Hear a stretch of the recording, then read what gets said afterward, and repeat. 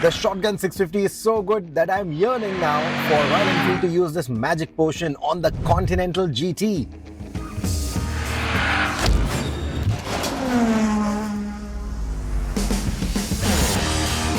Royal Enfield dropped a surprise at the 2023 Rider Mania event in Goa, the Shotgun 650. It's a sportier take on the Super Meteor 650. Yes, it looks sportier, but it's still a cruiser at heart. So what better place to ride it and try it out than the country that loves the quintessential bouquet of cruisers, America. And here's what we are going to do now. Ride it on the road in the twisties and find out if it's better than the Super Meteor.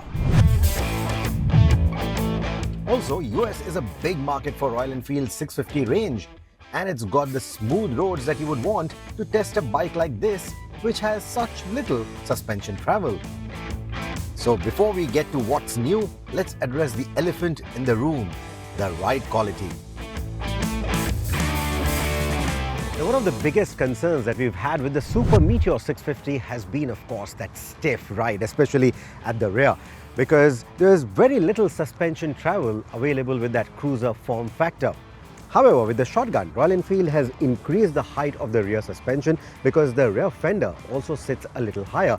That liberates about 8 to 9 millimeters of extra suspension travel, extra wheel travel, etc. Now, what that has translated into is a slightly suppler ride, especially from the rear suspension.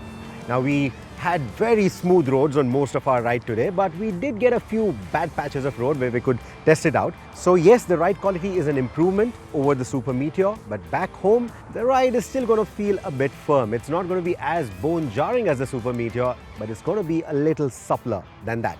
Now, can you retrofit the suspension to the Super Meteor? Well, not really. You can do a few modifications because you see the problem with the Super Meteor is going to be the fender. It sits very close to the wheel. So if you do manage to fit the suspension on that bike, the wheel is going to keep crashing into the fender. The mounting points for the suspension remain the same though, and even the chassis and engine are carried over from the Super Meteor without much changes. And yet, the ergonomics are different. Now, RE has dropped the handlebar a little bit. They've gone with an 18-inch front, 17-inch rear. The front forks have been lowered, the rear suspension has been raised, and then you also have a slightly tucked-in rake angle. So what that gives you is a more aggressive, a more sporty riding posture. In relative terms, of course, it's still not going to be as committed as something like the Continental GT. The Shotgun also gets these mid-mounted foot pegs. These not only safeguard a bit of the RE heritage by maintaining a 90-degree knee angle akin to a classic, but also contribute further to the sportier riding style compared to the Super Meteor. Riding through the winding roads near Mulholland and the Angeles Crest, the more aggressive posture translated into an engaging and dynamic riding experience. The Shotgun immediately feels sharper than the Super Meteor, but it's crucial to highlight that there remains a perceptible disconnect between the front and the rear suspension. The rear feels noticeably softer than the front, and on sudden direction changes or switchbacks, the motorcycle seems too flexible. It isn't unnerving though, and once you get the hang of it, the Shotgun becomes a hoot to ride. It feels more responsive to rider inputs, offering a sense of connection with the road that enthusiasts crave. You can lean on the front end a lot more, and the front end feel and the confidence is of a higher degree than any of the 650 siblings. And that says a lot about the handling package of the Shotgun. So much so that I'm now yearning for Royal Enfield to use this magic potion on the Continental GT 650, which will now feel lethargic in comparison to the Shotgun's quick turn-ins.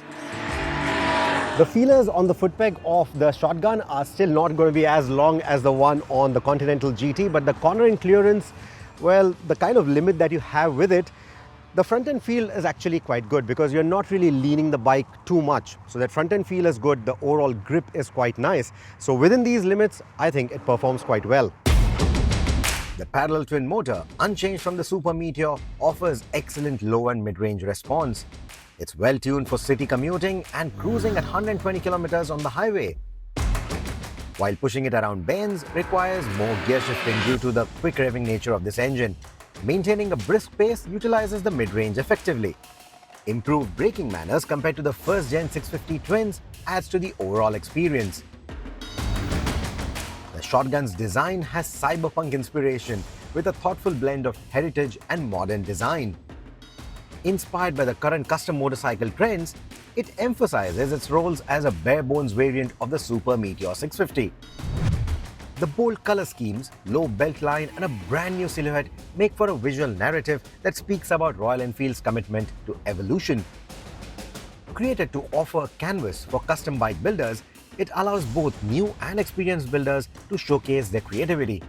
Even if you prefer not to modify the aesthetics, the Shotgun 650 has a distinctive look compared to its siblings. Of course, its biggest competition is going to come from its own stablemates.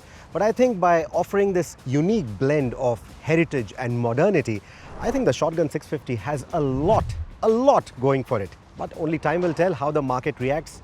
From where I'm standing, I think this is one excellent motorcycle.